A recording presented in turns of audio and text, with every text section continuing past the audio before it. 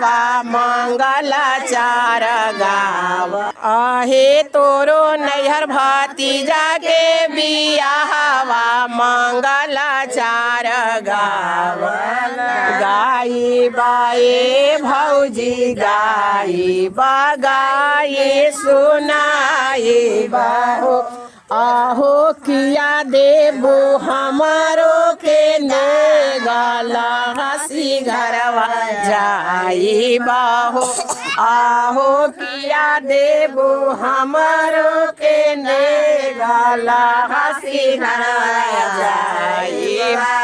मांगा हाय ननद मांगा मांगे सुनावा हो। आहो जे तोरा हृदय समाए ओही ने गवा दे।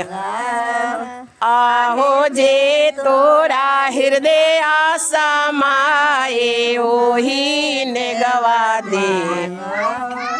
हमारा के ये भौजी हाँसुल बालका के मुँह न रहो। आहो नन दोसिया के चढ़ने के घोड़ा वाला हंसी घरवा जाए बाओ। आहो मोरो स्वामी के चढ़ने के घोड़ा वाला हंसी घरवा जाए। कहाँ पैबो ए ननद हाँसुला कहाँ पैबो मुनरा हो।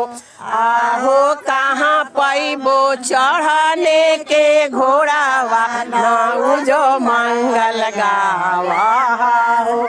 आहो कहाँ पैबो चढ़ने के घोड़ा वाला जो मंगल गावा हो।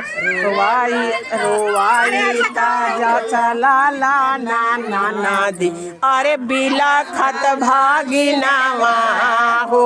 आहो हंसाई ताजाले नाना दोसिया भले नैहर छूटाला हो। आहो मुसुका ताजाले नाना दोसिया भले नैहर छूटाला। चुपा हो खाए धानी चुपा हो कपाटोरे लोरा पोछ हो। आहो हमहू जइबो राजा के नौकरिया दरबाए कलाना। आहो हमहू जइबो राजा के नौकरिया दरबाए कलाना।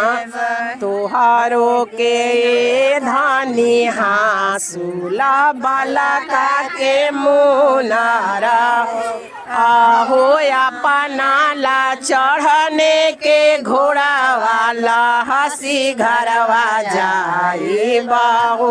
आहो अपना ला चढ़ने के घोड़ा वाला हंसी घरवा जाए। प्रणाम, मैं कल्पना झारखंड से। यदि ये गाना अच्छा लगेगा तो लाइक कमेंट जरूर कीजिएगा। और बहुत पुराना गाना है, ये सब गाना लुप्त हो जा रहा है, आप लोग जरूर सुनिएगा और गाइएगा। धन्यवाद।